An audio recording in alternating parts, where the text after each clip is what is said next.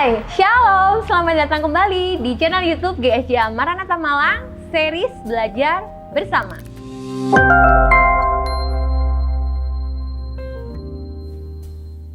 Mengingatkan kembali buat teman-teman yang ingin bertanya, kalian dapat menuliskan pertanyaan-pertanyaan seputar kehidupan sehari-hari di kolom komentar di bawah ini atau melalui sosial media GSJA Maranatha Malang yang ada di Facebook dan Instagram.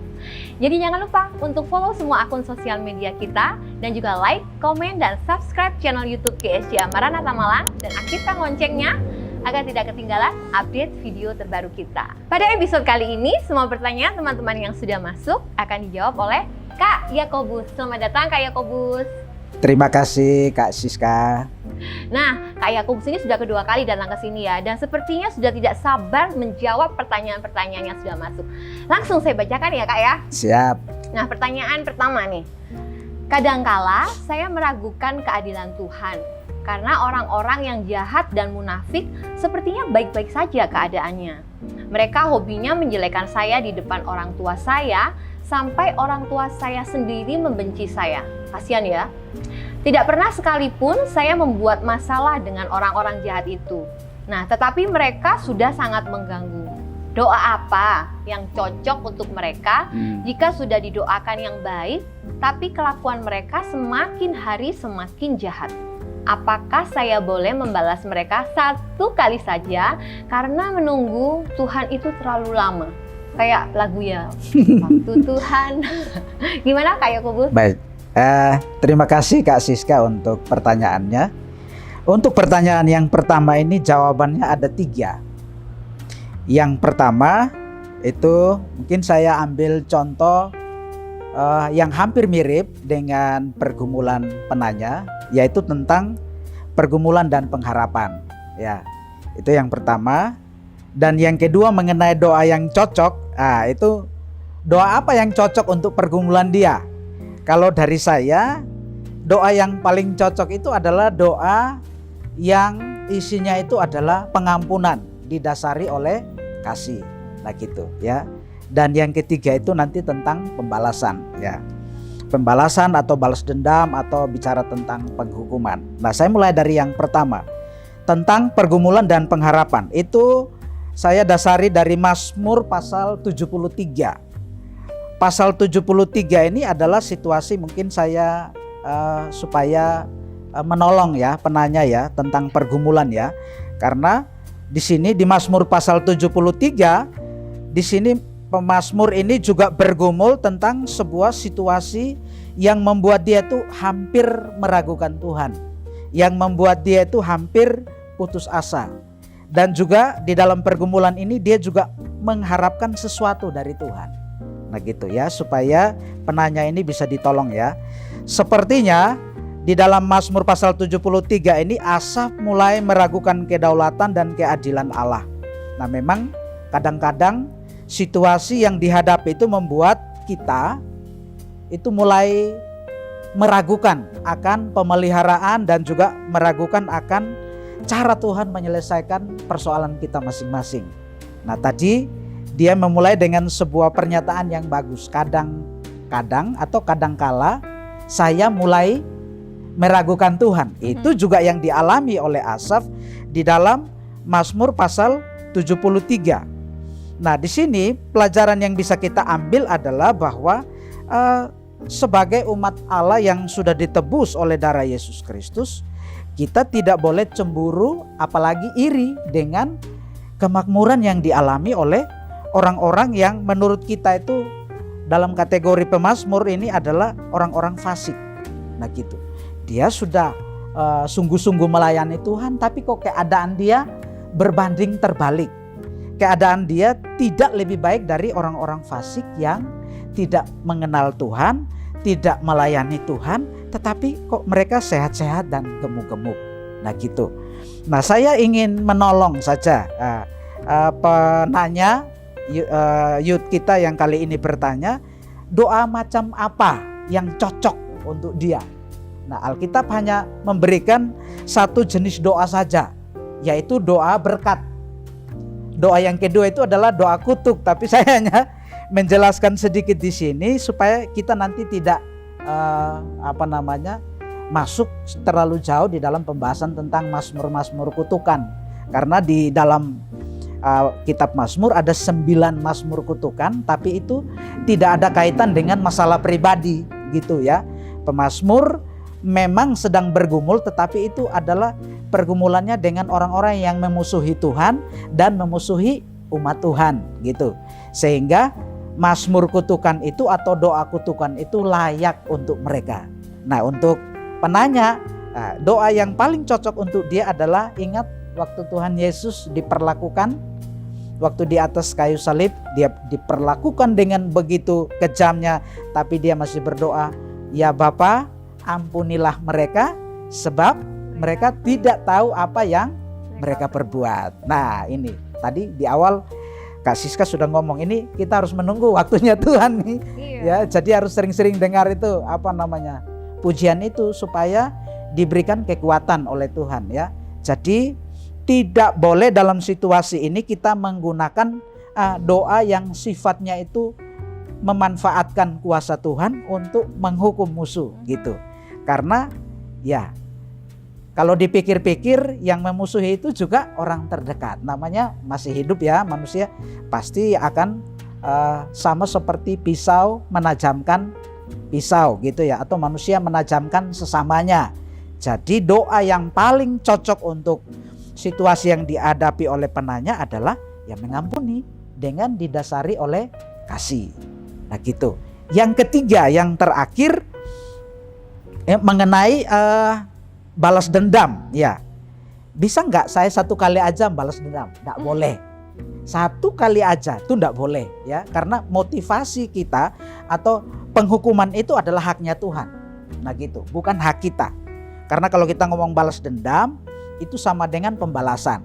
Itu juga artinya dengan penghukuman. Nah, ngomong tentang penghukuman di Alkitab itu hanya memberikan satu dasar di Perjanjian Lama, kitab Ulangan pasal 32 ayat 35. Itu di sana dikatakan begini, "Hakulah dendam dan pembalasan pada waktu kaki mereka goyang, sebab pada hari bencana bagi mereka telah dekat. Akan segera datang apa yang telah disediakan bagi mereka." Nah gitu ya. Jadi ini artinya si penanya tidak boleh mengambil haknya Tuhan. Sekalipun itu dalam pikiran, apalagi tadi dia bilang boleh nggak 1 kali aja gitu. Ya, rasanya itu greget ya, rasanya itu sudah ndak sabar lagi karena diperlakukan seperti itu setiap hari. Tapi di Ulangan pasal 32 ayat 35, motivasi kita membalas dengan Tuhan beda.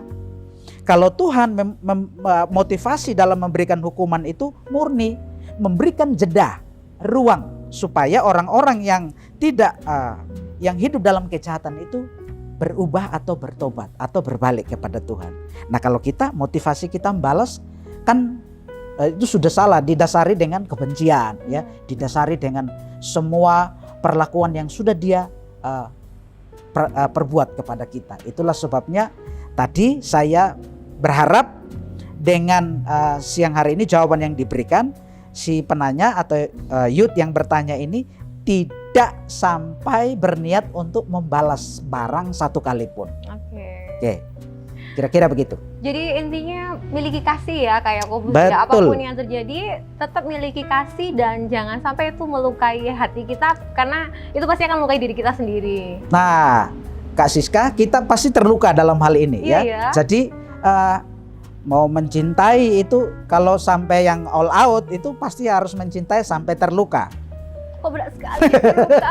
Ya, apalagi mengasihi. Nah, itu harus sampai titik di mana kita itu mengalami yang sama ya, terluka seperti itu, sama seperti Tuhan Yesus ya, doanya itu luar biasa. Dia mengampuni pada saat mereka yang diampuni itu tidak tahu apa yang mereka perbuat gitu. Kira-kira begitu.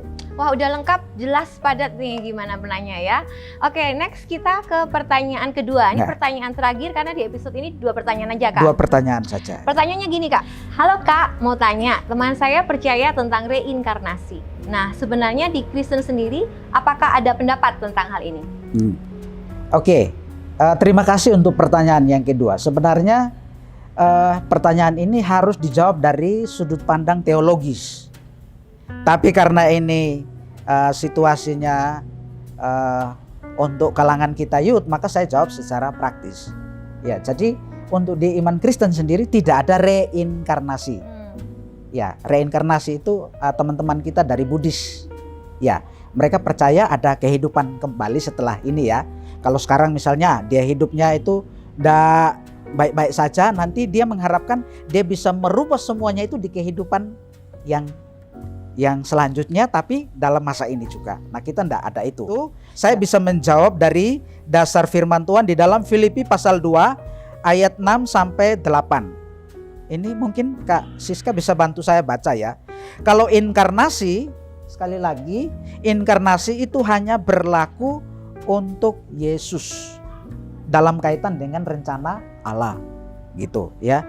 Ini hanya berlaku bagi Allah saja inkarnasi ini, Allah yang menjadi manusia. Mungkin supaya lebih jelas dibacakan di Filipi pasal 2 ayat 6 sampai 8. Filipi 2 ayat 6 sampai 8. Yang walaupun dalam rupa Allah tidak menganggap kesetaraan dengan Allah itu sebagai milik yang harus dipertahankan, melainkan telah mengosongkan dirinya sendiri dan mengambil rupa seorang hamba dan menjadi sama dengan manusia.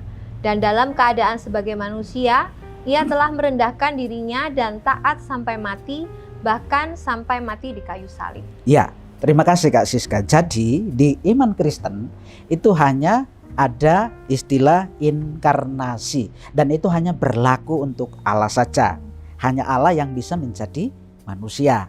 Ya, kalau di situ ayat yaitu yang kita baca itu adalah untuk menjelaskan bagaimana Allah menjadi manusia, menjelma jadi manusia melalui pribadi Yesus Kristus, supaya tugas pengampunan dosa untuk memulihkan kembali hubungan manusia dengan Allah itu terlaksana melalui pribadi Yesus Kristus. Nah, sedangkan untuk manusia apa? Untuk kita manusia. Untuk kita manusia itu hanya berlaku seperti yang disampaikan oleh Ibrani pasal 9 ayat 27. Saya bacakan ya. Jadi untuk manusia hanya diberikan satu kali kesempatan saja. Kesempatan apa? Ibrani 9 ayat 27 dikatakan, dan sama seperti manusia ditetapkan untuk mati hanya satu kali saja, dan sesudah itu dihakimi. Jadi tidak ada kesempatan untuk memperbaiki. Ya, kalau reinkarnasi bisa memperbaiki keadaan saat ini dalam wujud yang lain gitu reinkarnasi. Nah, kita tidak percaya akan hal itu. Jadi Ibrani 9 ayat 27 menjadi pelajaran penting bagi kita semua, bahwa kita semua manusia yang ada dalam dunia ini sama-sama diberikan satu kali kesempatan untuk hidup. Karena hanya satu kali kesempatan hidup, maka hidup ini harus dimaksimalkan sebaik-baiknya. Ya, kalau ada kesempatan untuk berbuat baik sebaik-baiknya, semaksimal mungkin. Kalau bisa jadi berkat dalam hal apa saja, lakukan semaksimal mungkin. Nah gitu. Ya, yang harus dibereskan kayak pertanyaan pertama tadi. Ya, kita tidak ada waktu untuk apalagi balas dendam, itu haknya Tuhan, tidak boleh kita ambil. Ya, jadi tugas kita adalah kita mengisi waktu-waktu kita ini untuk, ya ini dia ya. Karena sesudah itu semua manusia dalam dunia ini akan dihakimi. Nah, masing-masing pasti menerima upah menurut hidupnya. Kalau selama hidupnya dia berbuat baik, maka dia dapat bagian di dalam rumah Bapa.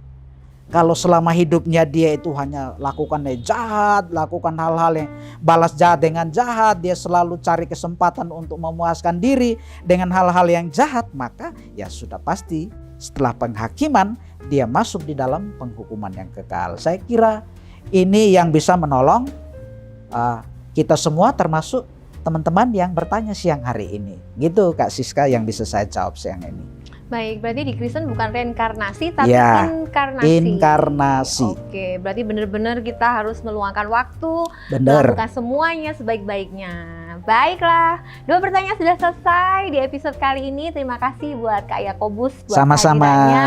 Tuhan Yesus memberkati pelayanan Kakak. Amin. Dan jangan sungkan-sungkan lagi untuk terus datang di Belajar Bersama episode selanjutnya. Siap. Terima kasih yang sudah menonton episode Belajar Bersama kali ini. Saya ingatkan kembali untuk jangan lupa follow semua akun sosial media kita yang ada di Facebook dan Instagram, dan juga like, komen, dan subscribe channel YouTube GSCA Maranatha Malang, dan aktifkan loncengnya agar tidak ketinggalan update video terbaru kita. Sampai bertemu ya di episode selanjutnya. Tuhan Yesus memberkati.